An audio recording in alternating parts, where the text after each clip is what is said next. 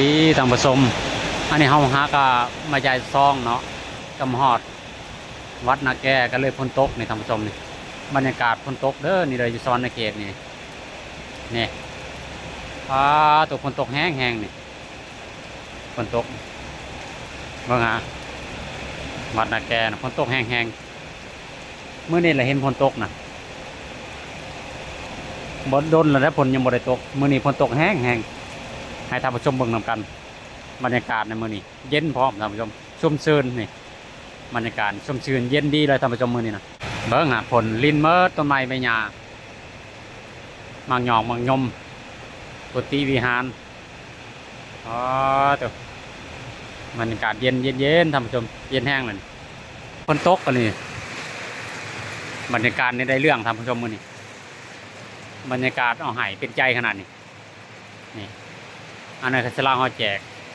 วัดนาแก่ท่านผู้ชมนี่วัดนาแก่เด้อนี่เด้อ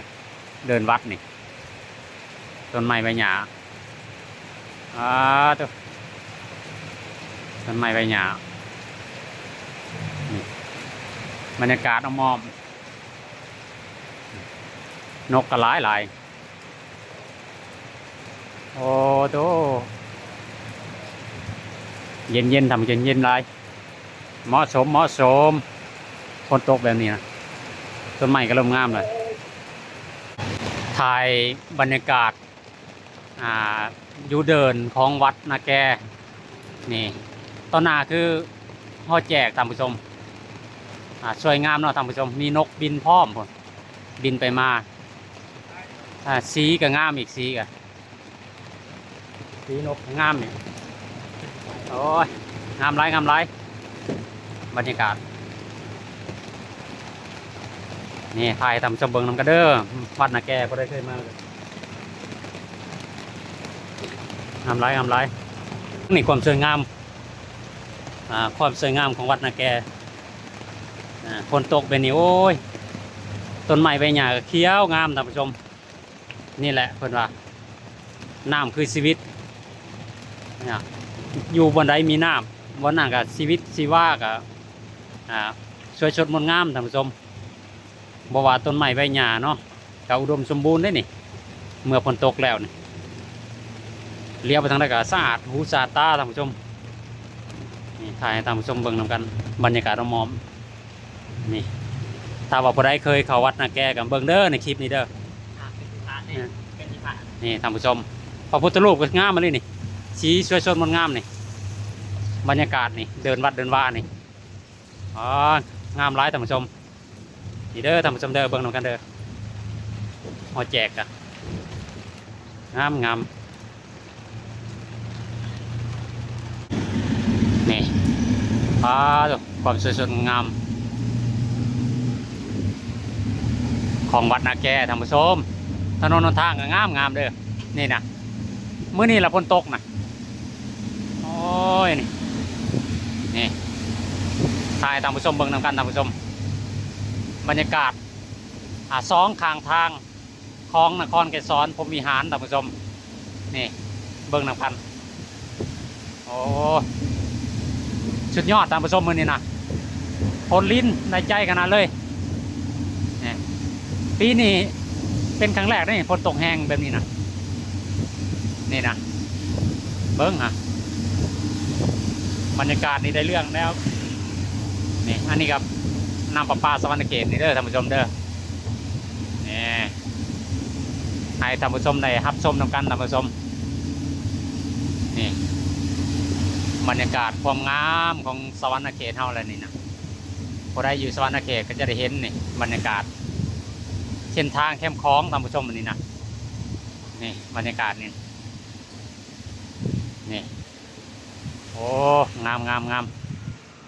นี่ถนนหนทางก็มันล่างให้แล้วงามสะอาดน้ำตา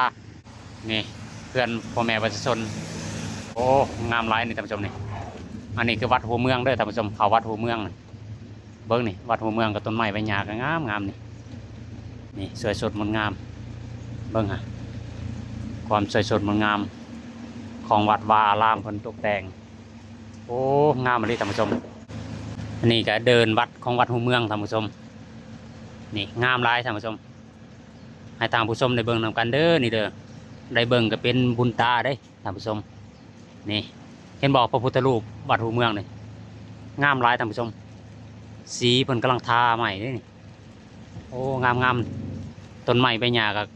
ออกดอกเลยนี่อ๋อดูงามท่านผู้ชมพาท่านผู้ชมเลาะนำกัน แต่ละจุดแต่ละบ่อนนี่โอ้ยงามหลายท่านผู้ชมนี่ทุกนี่ต้นไม้ต้นยังออกดอกงามมาเลยในกุฏิวิหารโอ้นี่ท่านผู้ชมหอกองกุฏินี่กุฏิวิหารโอ้งามหลายท่านผู้ชมให้ท่านผู้ชมได้เบิ่งนำกันท่านผู้ชมแต่ละจุดแต่ละบ่อนความสวยสดงดงามนี่แหละนี่ของวัดของวานี่เบิ่งท่านผู้ชมพระพุทธรูปดอกไม้สองข้างทางปุดตัวน้ำท่วมแล้วนี่เบิ่งฮะน้ำก็ไหลนี่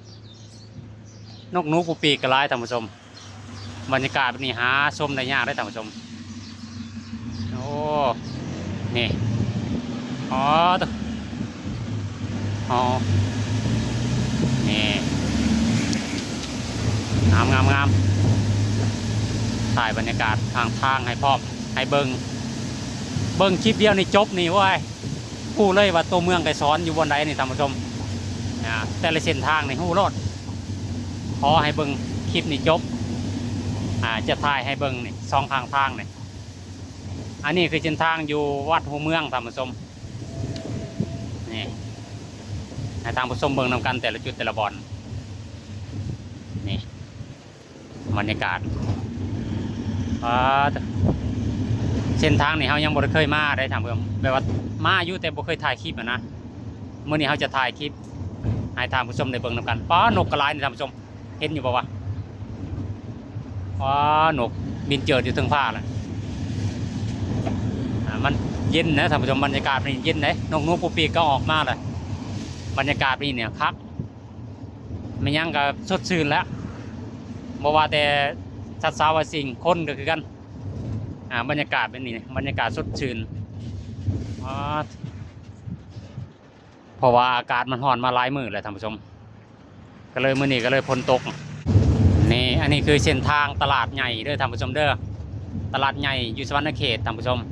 หรือว่าตลาดสิงคโปร์เฮาคู่กันในเมื่อก่อนนะอันนี้แหละตลาดสิงคโปร์หรือว่าตลาดอินโดจีนก็ได้ท่านผู้ชมคนสวรรณเขตนี่จะเข้าใจดีว่าอันนี้ตลาดใหญ่อยู่สวรรณเขตนี่คือตลาด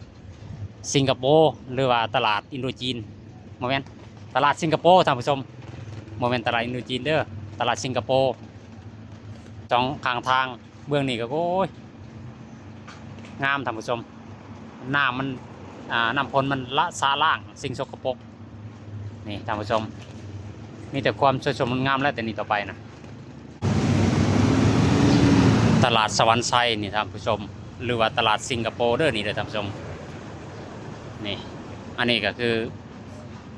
ตอนหน้าเข่าเนาะบนทางเข่าตลาดตลาดสวรรค์ไซท่านผู้ชมนี่แหละคือบรรยากาศท่านผู้ชมนี่บรรยากาศของตลาดสวรรค์ไซในยามแรงๆท่านผู้ชมนี่บรรยากาศโอ้ยพอได้ลงตลาดลี่ก็เบิ่งบรรยากาศของตลาดสวรรค์ไซแข่งสวรรณเขตท่านผู้ชมนี่ตลาดสวรรค์ไซในยามแรงๆท่านผู้ชมนี่หนทางเข่าเด้อนี่เด้อนี่ประตูโค้งทางเข่าตลาดสวรรค์ไซบรรยากาศก็โอ้ยมื้อนี้บดดีท่านผู้ชมการสัญจรไปมากกับสะดวกสบายเพราะว่ามันกระบอกห้อนอากาศก็สดชื่นพร้อมไปมากก็หันใจสะดวกท่านผู้ชมเพราะว่าฝนตกล่างสิ่งสกปรกไปแล้วท่านผู้ชมถนนทางก็สะอาดบรรยากาศก็สะอาดนี่อันนี้คืออนุสาวรีย์องค์มังสวรรณเขตท่านผู้ชมหรือว่าเป็นวงเวียนเลยนี่อันนี้ก็อาคารบัตร2นี่2ข้างทางเด้อนี่ท่านผู้ชม ของนครไกรสอนสวรรณเขตนี่บรรยากาศถ่ายท่านผู้ชมได้เบิ่งสองข้างทางเลยกล้องก็จะแพนไปมาทั้งสองข้างทางบรรยากาศในยามแรงๆเนี่ยนี่ที่นบอกท่านผู้ชม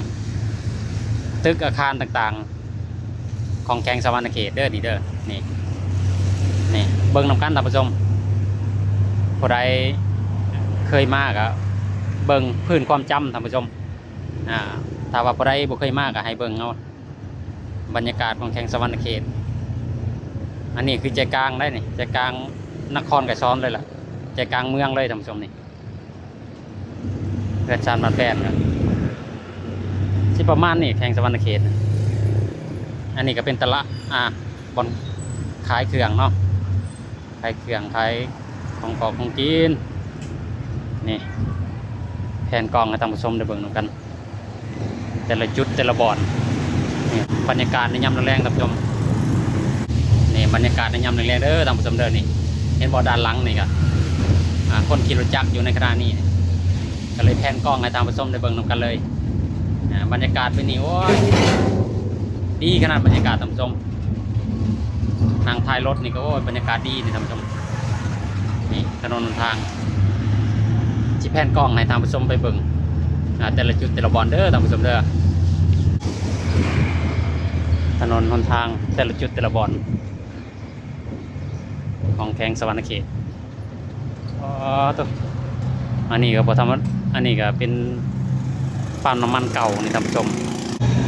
อันนี้เป็นปั๊มน้ำมันเก่าของแขงสวรรณเขตได้นี่เฮือนนี่ก็บ่แต่โดนละเฮือนเห็นเฮือนบรรยากาศอันนี้ก็วัดเวียดนี่วัดเวียดวัดเวียดเฮือนปัดส้นสองข้างทางท่านผู้ชมครับชมเบิ่งนำกันได้บรรยากาศข้างทางบรรยากาศแบบนี้โอ้ยปีนี้ฝนตกแห้งสุดกับมื้อนี้แหละท่านผู้ชมอยู่ในใจกลางเมืองสวรรณเขตอากาศก็อบอ้าวมาหลายมื้อแล้วท่านผู้ชมฝนตกมามื้อนี้ก็เย็นขึ้นหลายฝนตกแห้งพอสมควรบรรยากาศนี่โอ้ยเย็นเลยนี่รถนี่ก็ฮอดวัดจอมแก้วเลยเด้อท่านผู้ชมในขณะนี้นี่วัดจอมแก้วได้นี่ที่เฮาแนมเห็นในขณะนี้ก็คือกุฏิเนาะกุฏิวิหารของวัดจอมแก้วนี่ท่านผู้ชมกำลังสร้างแล้วใหม่ๆได้นี่งามหลายท่านผู้ชมตอนหน้าท่านผู้ชมนี่ก็เป็นเดินเนาะเดินวัดจอมแก้วท่านผู้ชมนี่เด้อบรรยากาศเด้อบรรยากาศในยามแรงของออกตนโยมวัดจอมแก้วท่านผู้ชมอันนั้นตอนหน้าก็เป็นซิมของวัดจอมแก้วของพวกเฮานี่กับประตูโค้งท่านผู้ชมความสวยสดงดงามของประตูโค้งเด้อนี่เด้อนี่อันนี้ก็ศาลาวัดจอมแก้วท่านผู้ชม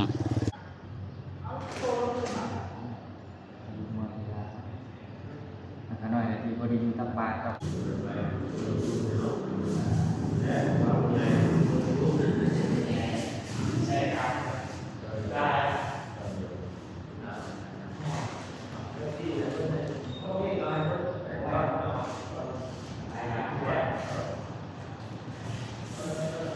บรรยากาศโอ้วิวดีด้วยนี่วิวดีด้วยมันสูงจริกอยู่นี่โตเด้อนี่บรรยากาศสูงดีนี่เนาะโคมไฟมันถ่ายบรรยากาศมอม